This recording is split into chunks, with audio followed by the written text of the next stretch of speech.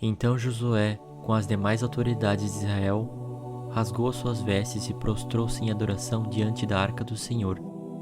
Ali permaneceu em humilhação até o cair da tarde. Josué 7, versículo 6.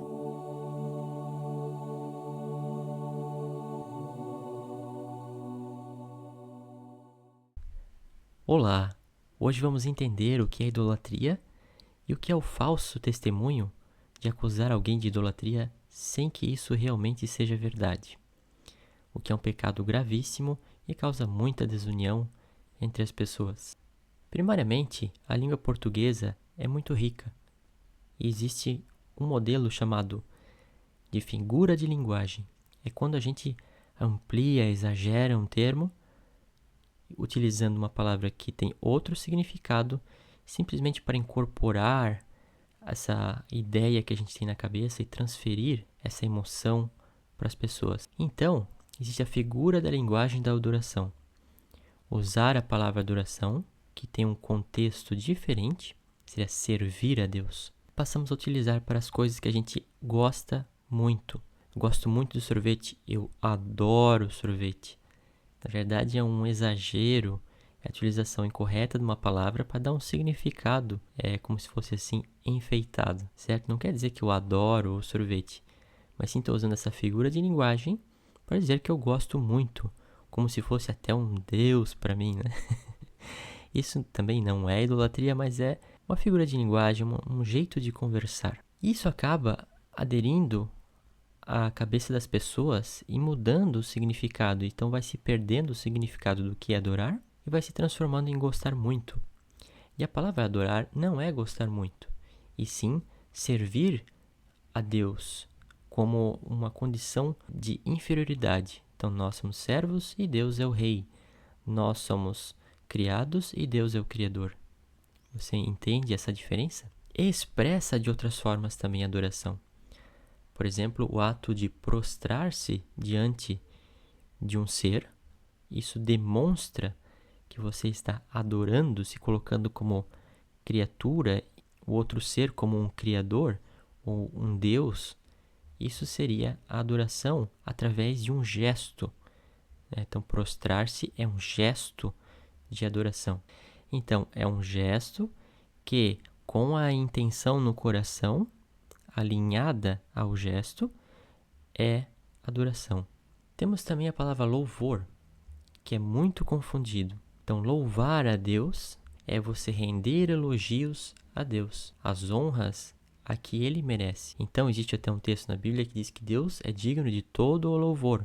Ou seja, qualquer elogio que você direcionar a Deus, ele é verdadeiro, porque Deus é tudo o que é bom. Louvor é confundido com adoração, e isso é incorreto. Podemos ver até na Bíblia que Deus louva as pessoas, ou seja, ele honra as pessoas conforme a justiça que essas pessoas praticaram durante a sua vida.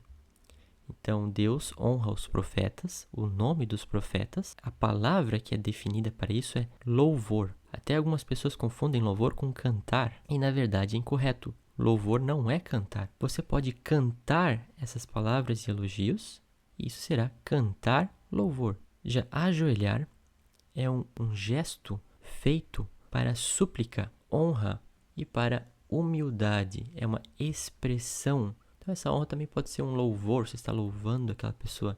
Às vezes está escrito que a pessoa prostrou-se e em outra Bíblia está escrito que ele adorou. Então prostrar-se com a devida intenção é adoração. Então ajoelhar é um estado de súplica, você está solicitando a outra pessoa alguma coisa, mostrando a sua humilhação, a sua humildade perante essa pessoa. Esses são princípios do entendimento sobre a idolatria, os gestos de idolatria e as outras questões como o louvor e tudo mais. Então existem as ações, os gestos e as intenções do coração. Se você fizer um gesto e não ter a intenção no seu coração, você não praticou aquele gesto em sua totalidade. Por exemplo, você pode se ajoelhar perante uma pessoa e não ter essa súplica no seu coração.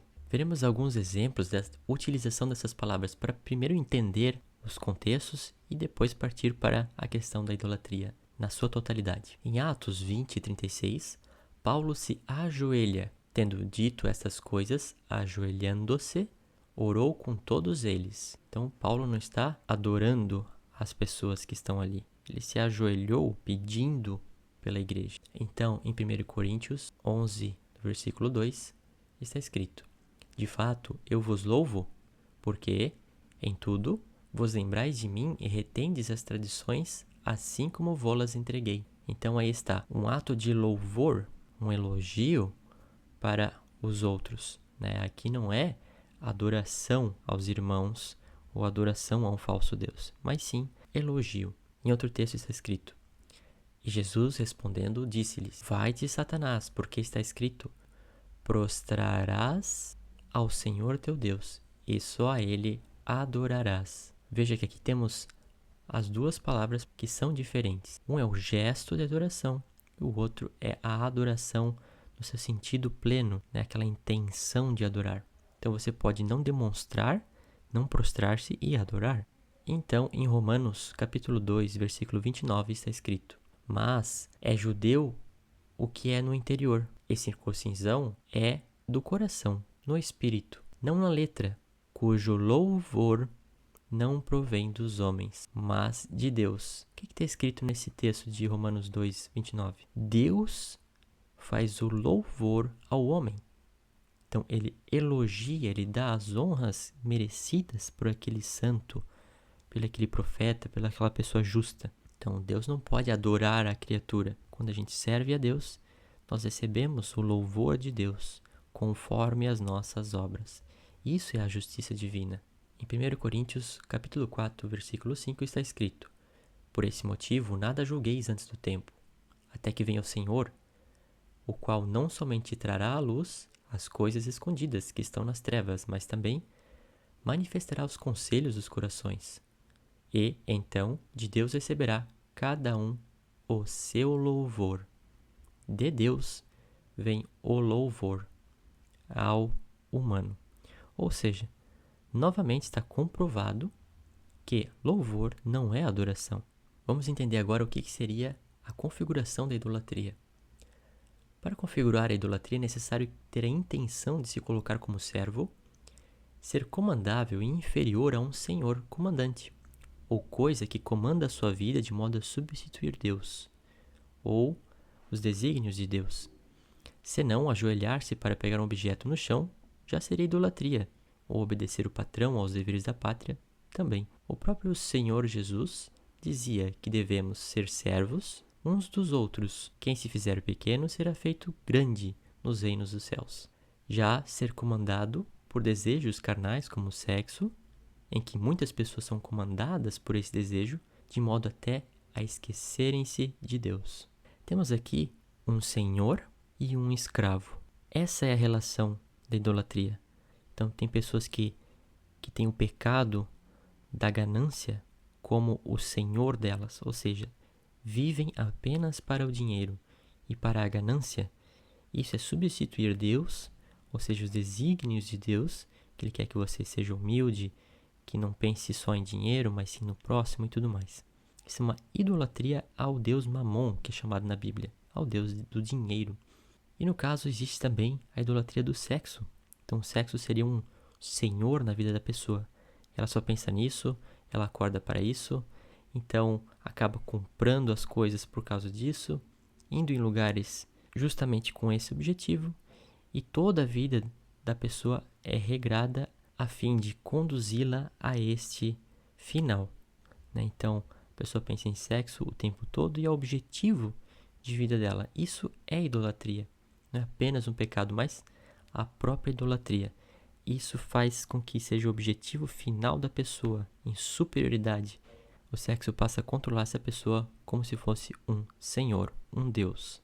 Muitas pessoas confundem a questão da idolatria com imagens. Só de ouvir falar em imagens, elas ficam aterrorizadas que isso seria a idolatria na sua totalidade, porque elas leem os 10 mandamentos de modo incompleto quando a frase termina em não fareis para ti imagens, ponto. Elas não continuam, né, que essas imagens seriam deuses falsos ao qual as pessoas servem e substituem a Deus, causando-lhe ira. Nesse sentido, temos que entender a diferenciação entre imagens e idolatria. A imagem é um meio de idolatria dos idólatras. Um dos meios, porque o idólatra pode ter também o pecado como um meio de adoração a um falso Deus. Ou pode ter um objeto do mundo natural como um meio de adoração. Vamos supor uma pedra, um animal e tudo mais. Isso é um meio de idolatria e não a idolatria em si. Para exemplificar, você sabia que o primeiro profeta da Bíblia foi o primeiro também a criar uma das primeiras imagens que foi utilizada para idolatria? Vamos ler 2 Reis 18, versículo 4. Removeu os altares idólatras, quebrou as colunas sagradas e derrubou os postes sagrados. Despedaçou a serpente de bronze que Moisés havia feito, pois até aquela época os israelitas lhe queimavam incenso. Era chamada Neustã. Aqui temos a prova de que Moisés fez uma imagem de uma serpente, mas ele fez essa imagem para adoração ao Deus verdadeiro, porque as pessoas, ao olharem para essa imagem, eram curadas das picadas de cobra. Então, Deus mandou fazer essa serpente de bronze, que era uma fundição, um objeto, como se fosse uma cobra de verdade, colocada num bastão, talvez até em formato de cruz, para a cura das pessoas. Isso também era uma prefiguração de Cristo. Jesus mais tarde diz: importa que eu seja elevado como a serpente de Moisés foi elevada para a cura das pessoas. Quem olhava para a serpente era curado. Assim como Jesus, na cruz, quando as pessoas olharem para ele e crerem que ele era o Filho de Deus, seriam curadas do pecado e da morte. Moisés fez com a finalidade de cura para que o povo cresça em Deus. Mas o mesmo povo pegou a mesma imagem fundida de bronze e passou a adorá-la como se fosse um falso Deus. Deram um nome e começaram a achar que aquela serpente tinha dons de cura e outras coisas, que como se ela fosse a finalidade e não existisse um Deus acima dela. Aí temos a diferença entre imagem e adoração da imagem.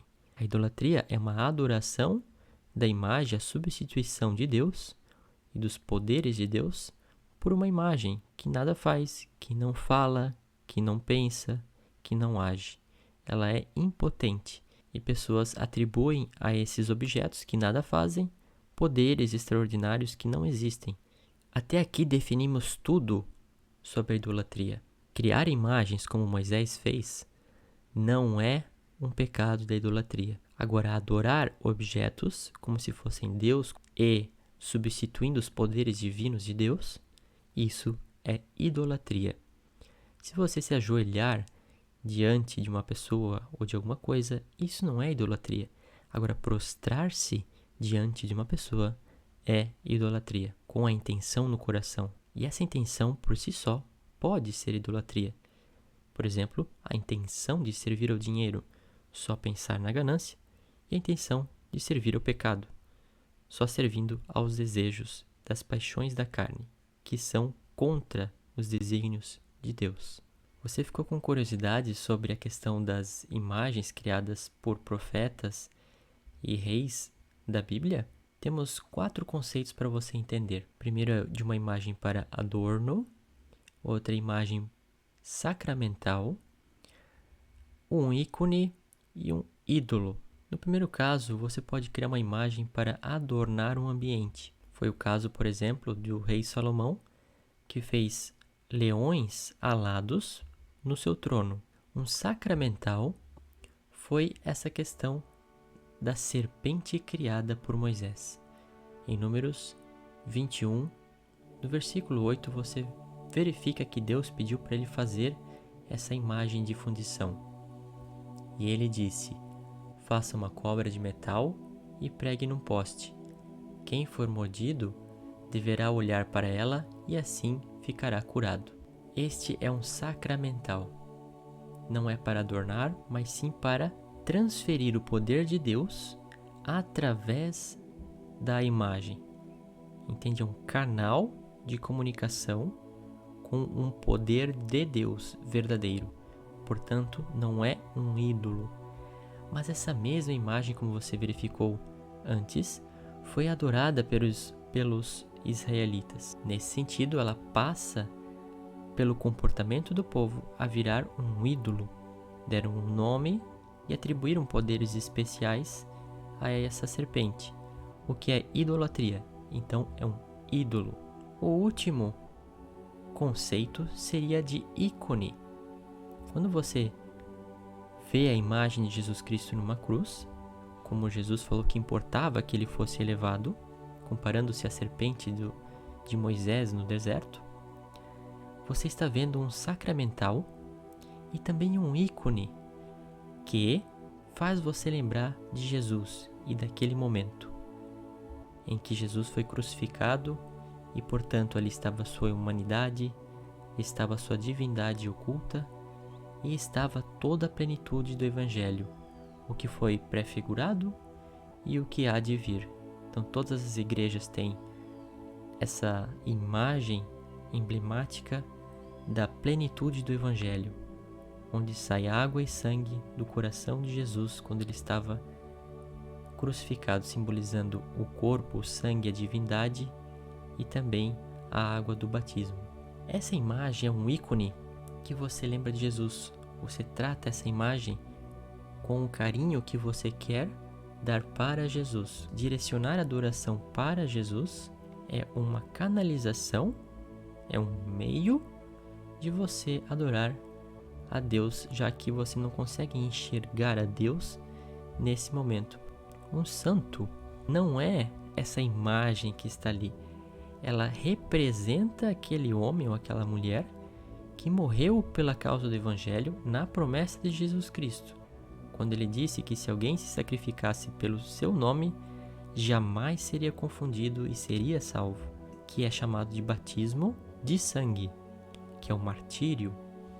Essas pessoas foram pessoas reais que morreram por causa do Evangelho e para a igreja, ou seja, eles morreram para que você recebesse a palavra de Deus.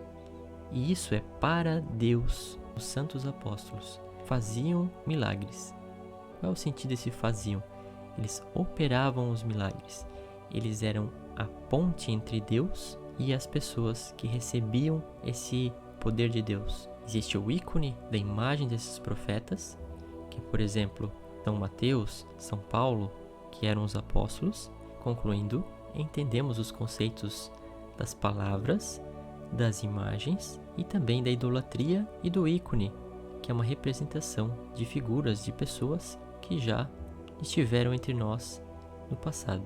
Também temos a necessidade de entender o falso testemunho, que é acusar os nossos irmãos de pecados que eles não cometeram.